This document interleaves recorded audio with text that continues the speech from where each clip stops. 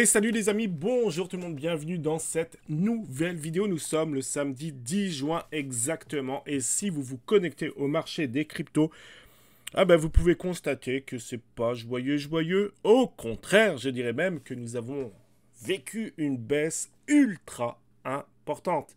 Alors, comme vous le voyez là sous vos yeux, en ce moment, voilà, tous les créateurs un peu de contenu, je dirais, parlent des différents crashs de crypto-monnaies. Alerte crypto, crypto en danger, la SEC détruit la crypto, le bain de sang, 55 crypto en danger, la fin des cryptos, point d'interrogation, la guerre psychologique a commencé, etc. Donc c'est tout simplement incroyable, et puis ils ont raison, hein, ça va pas bien, mais du tout. Si on devait reprendre rapidement, alors je suis pas un expert, attention, en crypto, de trading, etc. Je vais juste quand même donner mon point de vue un peu dans cette vidéo rapidement. C'est une vidéo très courte, hein. Je fais quand même, voilà, je fais quand même du contenu, je dirais, qui touche de loin ou de près le marché de la crypto-monnaie. Donc j'avais envie de faire une petite vidéo très rapide aujourd'hui. Donc c'est plus mon cœur un peu qui va parler, puis un peu mon point de vue aussi. Ça restera, attention, hein, que mon avis personnel. Après, la crypto, hein, c'est très spéculatif. J'ai tendance à dire quasiment que spéculatif. Donc en fait, que ce soit des hausses, des baisses, on sait vraiment réellement le pourquoi de la chose.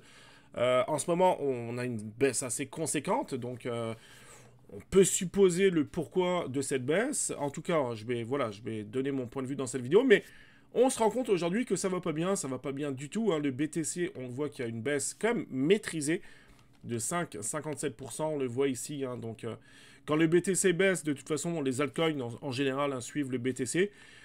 Si on devait parler justement des fameux altcoins, on s'aperçoit que là, c'est le bain de sang. C'est le bain de sang. Même si l'Ether a quand même plus ou moins bien résisté à 8,36 de baisse au courant de ces 7 derniers jours. Je vais même parler des 24 dernières heures, hein, on est à 5,59. Par contre, il y en a certains qui ont pris très cher. Le Cardano, regardez, moins 33% les amis, en 7 jours, 21 en 24 heures, c'est un truc de fou. Moi, ce qui m'a beaucoup choqué, alors, comme vous pouvez le voir, il y en a beaucoup qui me choquent, le Solana, c'est un truc de fou. Mais moi, ce qui m'a choqué, c'est le Polygon Matic. Il y en a plein, quand on était dans des semaines joyeuses, dans des mois joyeux, dont moi, qui pensions que le Matic pourrait pour atteindre des sommets, etc. Mais là, on est à 0,56 $ le Matic. En 7 jours, regardez cette chute spectaculaire. On est passé de 0,90 à 0,56. C'est un truc de fou. Et à l'heure où je vous parle, on continue le bain de sang, je dirais, comme dirait la personne de tantôt avec la miniature YouTube. Il a raison, parce que le bain de sang, il continue. Peut-être d'ailleurs que ma vignette YouTube sera aussi un peu ce qu'on appelle excusez-moi de l'expression les amis, un peu putaclic, hein, pour faire cliquer les gens. Mais peut-être que ma miniature sera aussi un peu de cet ordre-là, on va dire. Mais ça va pas bien. Ça va pas bien du tout. Alors, pourquoi ça va pas bien? Il y a plusieurs raisons. Attention, ça restera mon avis personnel. D'ailleurs, je vous invite, les amis, dans les commentaires à débattre un petit peu, si vous avez envie, bien sûr, de le faire. Mais il y a la SEC, ok? La SEC, si vous voulez, c'est le gouvernement américain qui essaye de faire la chasse aux sorcières. La chasse aux cryptos. D'accord? On a vu Binance, etc. se prendre des amendes, enfin du moins en tout cas, pardon, bientôt ils vont se prendre des grosses amendes comme Coinbase, etc. Coinbase, attention, parce que eux ils sont en bourse, donc il faut faire attention, ils vont peut-être y aller avec des pincettes. Mais en tout cas, ça va pas bien du tout. D'ailleurs, Binance se sont retirés du marché canadien. Je suis au Québec, donc d'ailleurs, personnellement, au Québec, sachez que la plupart des launchpads, des bureaux, etc., des exchanges, personnellement, je n'ai pas le droit au Canada d'y être. D'accord? Les inscriptions sont totalement interdites. Donc ça, c'est vraiment assez pénible. Vous, en France, en Europe, ça risque de venir aussi. En plus, en ce moment, donc on a la SEC qui est en train de faire la chasse aux cryptos. Donc là aussi, ça va pas bien du tout. Et pourquoi est-ce qu'il y a ça en ce moment? Donc je vous laisserai lire tous les articles. Il y en a qui ont fait des vidéos très poussées d'ailleurs à ce sujet. Donc allez les voir, je trouve ça très intéressant.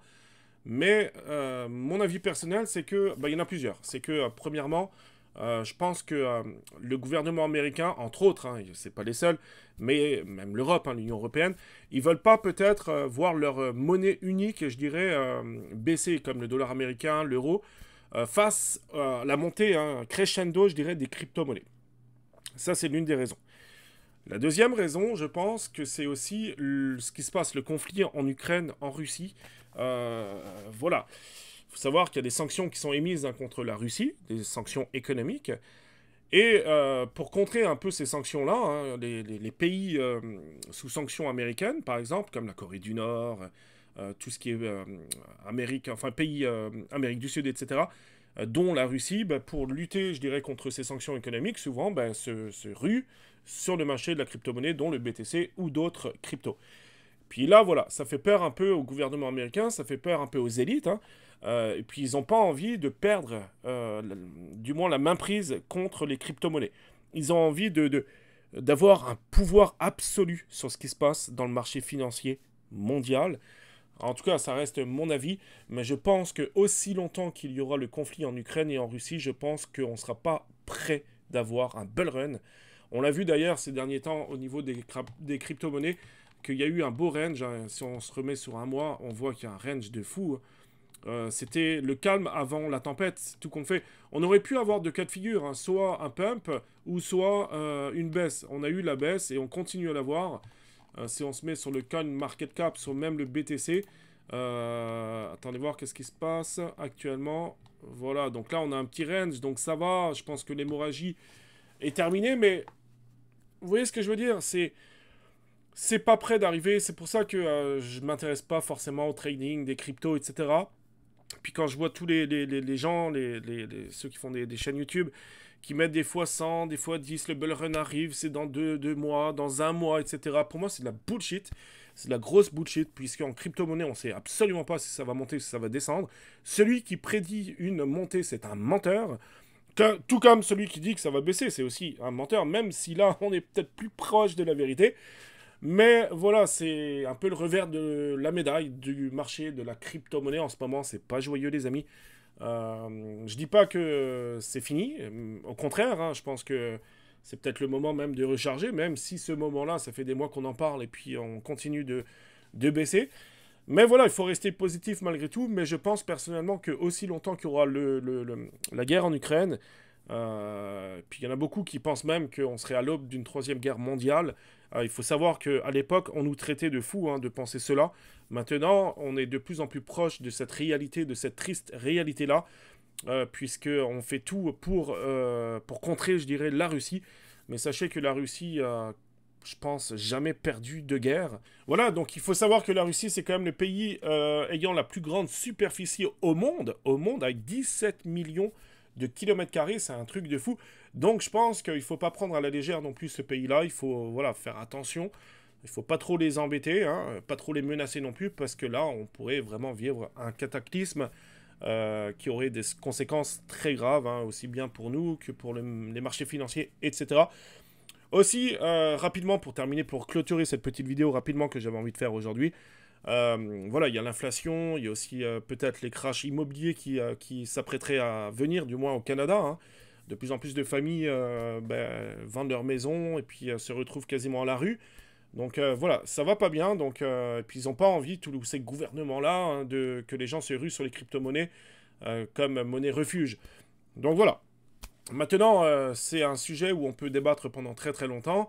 La réalité est là, hein, et sous nos yeux actuellement, c'est que le marché de la crypto-monnaie ne va pas bien du tout. Nous sommes le 10 juin, et on est dans quelque chose de très morose, de très négatif aussi.